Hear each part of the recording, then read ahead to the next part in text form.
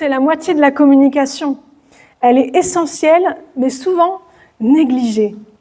Aujourd'hui, on dit qu'on vit à l'ère de la communication avec les smartphones, les emails, les réseaux sociaux. Il y a beaucoup de paroles échangées, mais y a-t-il vraiment de l'écoute ? Les spécialistes de la communication, comme Julian Treasure, dont je vais beaucoup citer ce matin, affirment que nous sommes en train de perdre notre écoute. Nous sommes en train de perdre notre écoute. Le monde est aujourd'hui si bruyant, avec une cacophonie visuelle et auditive, qu'il devient difficile de s'entendre, même de s'entendre parler. Je ne sais pas si vous m'entendez, il faut que je force sur la voix, il faut que je mette le micro un peu plus proche de moi. C'est même fatigant, je trouve, dans ce genre d'environnement d'écouter. Du coup, on n'écoute plus parce que c'est trop dur, on se met dans notre bulle et les médias doivent crier au travers de leurs gros titres pour capter notre attention. Et du coup, ça nous rend moins réceptifs à ce qui est calme, à ce qui est subtil, ce qui est nuancé. Et pour Julian Treasure, c'est un véritable problème de perdre notre capacité d'écouter. Pourquoi ? Parce que c'est par l'écoute que nous comprenons notre monde et les autres qui nous entourent. C'est par l'écoute que nous nous connectons aux autres. Et c'est par l'écoute que nous créons de la confiance avec les autres, parce que nous montrons que nous nous soucions vraiment des autres. Un monde où on n'écoute plus du tout, c'est un endroit effrayant, je trouve. Isolé, égoïste. Et justement, c'est quand on écoute qu'un meilleur monde est possible. Comme le dit Julian Treasure, chaque être humain doit écouter consciemment pour être pleinement connecté à l'espace et au temps, au monde physique qui nous entoure, à la compréhension mutuelle entre nous, et même spirituellement, car toutes les voies spirituelles placent l'écoute et la contemplation au cœur de leur pratique. Je ne sais pas s'il est croyant, mais en tout cas, il fait une remarque intéressante. Et on pense souvent que l'écoute, c'est quelque chose de simple, de naturel, qui va de soi. Mais en réalité, je ne sais pas si vous vous en rendez compte, vous, en tout cas moi je me rends compte, que écouter véritablement, sincèrement, c'est une compétence qui s'apprend vraiment chaque jour, c'est une pratique de chaque jour. Et ça s'applique tout autant à notre voisin, à notre ami, notre collègue, à notre parent, que à Dieu lui-même. Voilà pourquoi je vous invite à continuer notre série de messages sur l'écoute en nous penchant sur l'histoire d'un jeune garçon qui s'appelle Samuel et comment il a réussi à écouter Dieu lui parler. Et pour vous donner juste quelques petits éléments de contexte, l'histoire qu'on va voir, elle se passe au début du premier livre de Samuel dans l'Ancien Testament, la première partie de la Bible.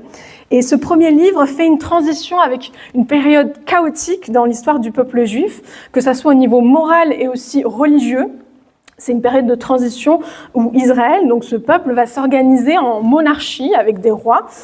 Et ces rois vont être plus ou moins exemplaires, je ne vous en dis pas plus. Donc l'histoire se déroule à Silo, c'est le lieu où se trouvait le coffre de l'alliance entre Dieu et Israël. En gros, ce coffre, c'était le symbole de la présence de Dieu. Voilà. C'était là où il y avait le peuple d'Israël, il y avait ce coffre, et c'était le symbole de la présence de Dieu. Et il est question d'un vieux prêtre du nom d'Élie et de ses deux enfants qui sont irrespectueux et qui déshonorent Dieu volontairement. Donc un contexte un peu où on sent de la tension. Et tout ça s'est contrasté avec la naissance d'un enfant, Samuel, qui est le fruit des prières d'une maman stérile. Voilà. Et depuis tout petit, ce Samuel, il travaille avec le prêtre, il est sûrement censé prendre la relève. Et donc je vous invite à lire ensemble le passage qui nous intéresse. C'est dans le premier livre de Samuel, chapitre 3, versets 1 à 10, c'est affiché juste ici. Le jeune Samuel servait le Seigneur sous la surveillance d'Élie. En ce temps-là, il était rare que le Seigneur parle directement à un être humain ou qu'il lui accorde une vision. Une nuit, le prêtre Élie, qui était devenu presque aveugle, dormait à sa place habituelle. Samuel aussi dormait. Il était dans le sanctuaire du Seigneur, près du coffre de l'Alliance. Avant l'aube, alors que la lampe du sanctuaire brûlait encore, le Seigneur appela Samuel. Celui-ci répondit « Oui, maître. Puis, il accourut auprès d'Élie et lui dit, tu m'as appelé, me voici. Je ne t'ai pas appelé, dit Élie. Retourne te coucher. Samuel alla se recoucher. Une seconde fois, le Seigneur appela, Samuel. L'enfant se leva et revint dire à Élie, tu m'as appelé, me voici. Non, mon enfant, répondit Élie, je ne t'ai pas appelé, retourne te coucher. Samuel ne connaissait pas encore personnellement le Seigneur, car celui-ci ne lui avait jamais parlé directement jusqu'alors. Pour la troisième fois, le Seigneur appela Samuel. Samuel se leva, revint trouver Élie et lui dit « Tu m'as appelé, me voici ». Cette fois, Élie comprit que c'était le Seigneur qui appelait l'enfant. Il lui dit alors « Va te recoucher, et si on t'appelle de nouveau, tu répondras « Parle, Seigneur, ton serviteur écoute ». Samuel alla donc se recoucher à sa place. Le Seigneur vint et se tint là. Comme les autres fois, il appela « Samuel, Samuel ». L'enfant répondit « Parle, ton serviteur écoute ». Et dans ce texte, on peut voir à travers de l'attitude de Samuel comment on peut écouter Dieu.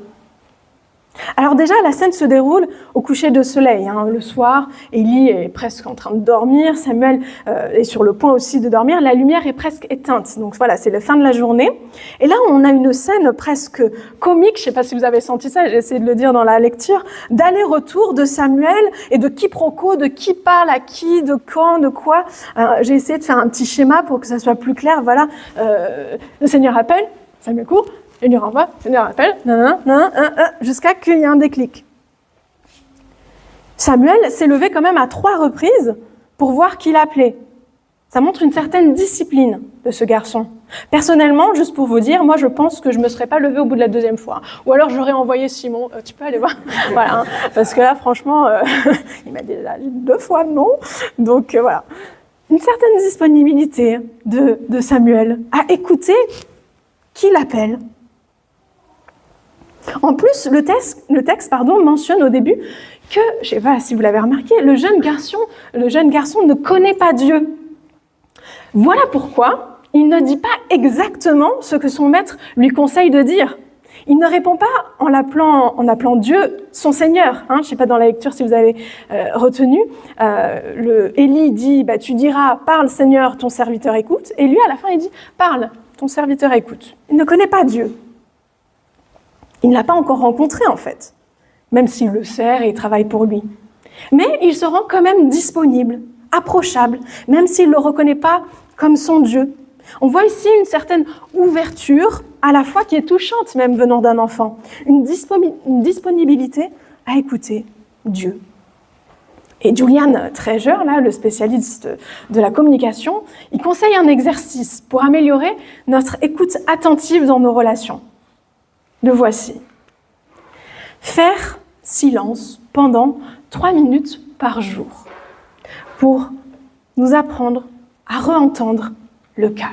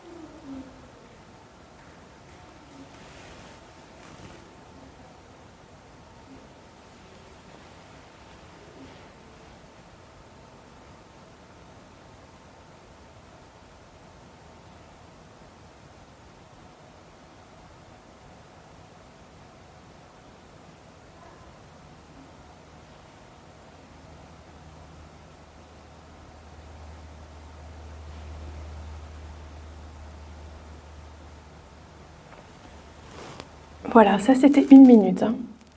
C'est fou comme c'est dur. Moi j'étais hyper impatiente qu'on passe à autre chose. Donc voilà, ce petit exercice, 3 minutes. Faire silence. Et c'est quelque chose que l'on peut aussi appliquer dans notre relation à Dieu. Peut-être que dans notre vie, Dieu nous appelle, Dieu nous parle sans même qu'on s'en rende compte parce qu'on est dans le bruit, parce qu'on est dans le rush de la vie. Et moi, la première, Dans la Bible, Dieu est toujours montré comme un Dieu qui nous cherche, qui nous rejoint, qui essaye d'entrer en contact avec nous. Et peut-être que dans notre monde, surchargé de bruit extérieur et aussi de bruit intérieur, tout ce qui se passe dans nos têtes, nous avons besoin de faire silence pour nous rendre disponibles pour les autres et aussi pour Dieu. Au début de l'histoire de Samuel, le narrateur mentionne que la parole de Dieu était rare et peu fréquente, dans le sens que c'était pas évident à reconnaître sa parole. Et ça explique un petit peu le quiproquo qui vient juste après, comme s'il nous disait un petit peu en avance, voilà ce qui va se passer, vous allez voir. Et donc Dieu a dû appeler 4 fois quand même, pour que Samuel comprenne que ce n'était pas son maître.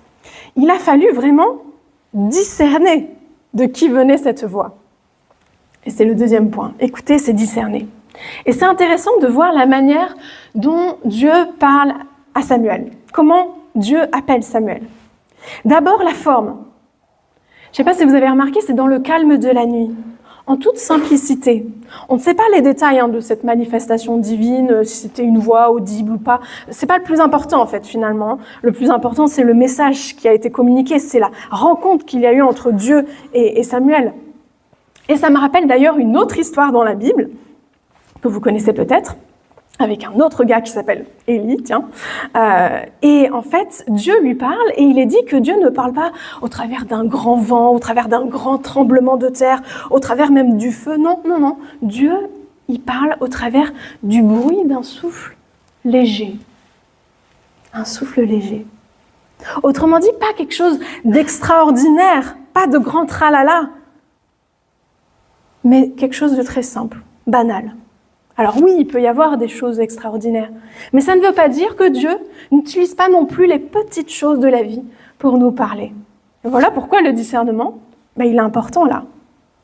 Et regardons un petit peu au fond du message. Maintenant, Dieu appelle Samuel par son prénom. Je ne sais pas si vous avez remarqué. Il se révèle à lui de manière personnalisée, adaptée. Cela veut dire que la manière dont Dieu me parle peut être différente de comment il parle à mon voisin, à ma voisine. Et la dernière fois, il y a quelques semaines, Joseph nous a parlé des différentes manières dont Dieu peut nous parler, et ça montrait la diversité des langages de Dieu. On ne le met pas dans une boîte, ce Dieu. Il sort de la boîte.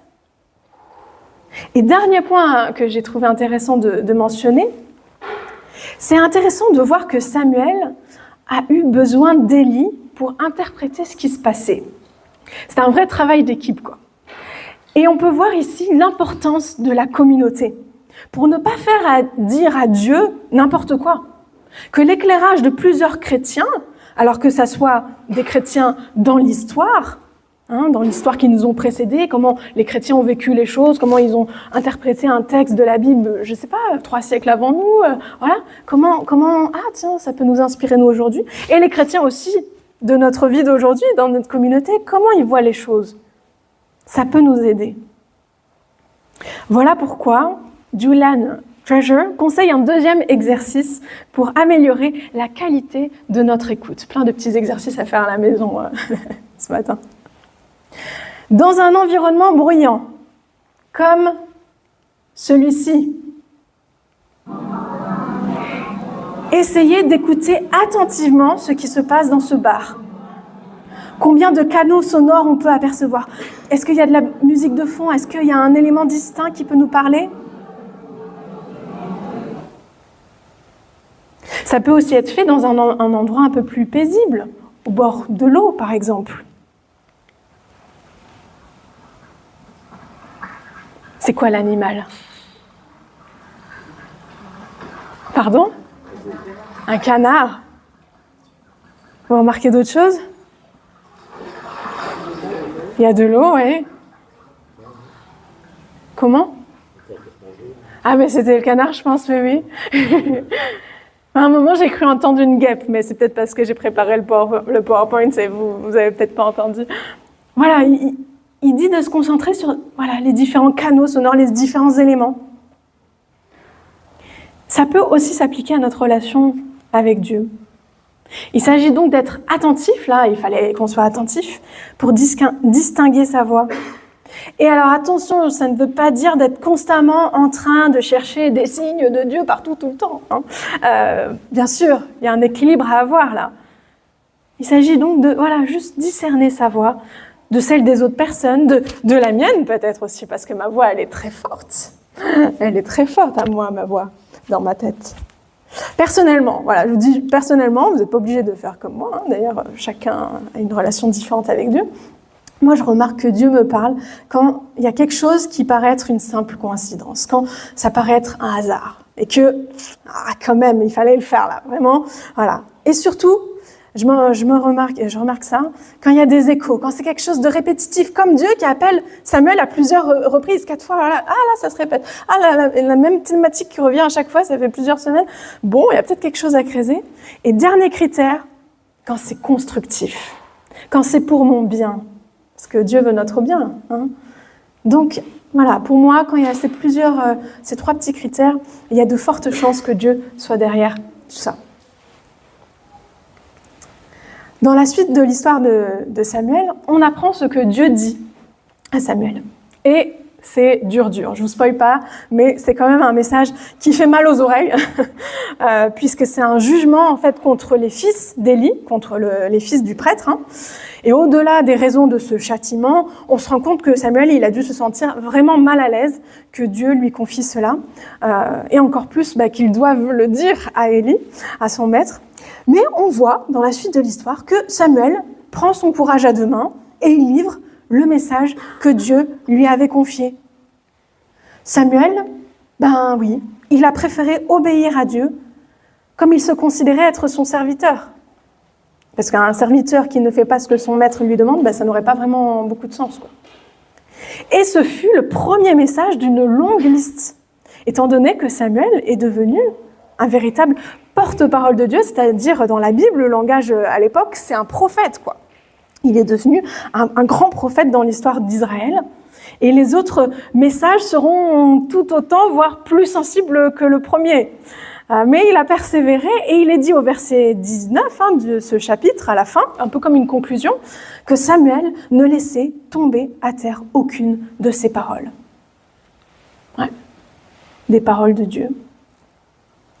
Grâce à sa disponibilité, à son discernement et à sa mise en action, Samuel a continué à écouter la voix de Dieu durant toute sa vie. Il était un véritable intermédiaire pour son peuple. L'écoute de Samuel est devenue en quelque sorte son identité. C'est d'ailleurs ce que son nom signifie en hébreu, Samuel. C'est la même racine qu'écouter. Et son écoute lui a ouvert le chemin d'une vocation, d'une destinée. Tout cela s'est produit dans une période hyper noire de l'histoire d'Israël. Et il y avait un jeune homme qui a écouté la voix et qui était intermédiaire entre son peuple et Dieu. Tout ça pour dire que, comme quoi, peu importe à quel point les circonstances peuvent sembler désespérées, Dieu arrive tout de même à se faire entendre et à tracer des chemins pour nos vies. Voilà pourquoi ce dernier point rejoint un dernier exercice de Julian Treasure. Il s'agit d'apprécier les sons du quotidien, même les sons les plus difficiles à écouter, à entendre. Par exemple, voici le son d'un sèche-linge. Oh. Et ce sèche-linge, il dit, Julian Treasure, qui peut être perçu comme une valse.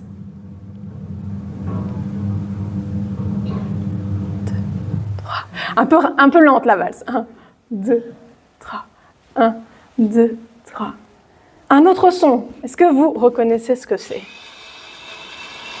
Est-ce que vous sentez l'odeur? Ouais, moulin à café. Appréciez ce petit son. Moi, je sais que j'aime bien l'entendre. Aussi, je ne sais pas pourquoi je vous raconte ma vie, mais j'aime trop le bruit du sèche-cheveux. Ça m'apaise à mort, quoi. Je ne sais pas pourquoi. Voilà. Vous savez quelque chose en plus sur moi. J'en ai déjà un, ne m'achetez pas des sèche-cheveux. Les sons du quotidien qui nous gênent, a priori, peuvent devenir fascinants si l'on y prête vraiment attention.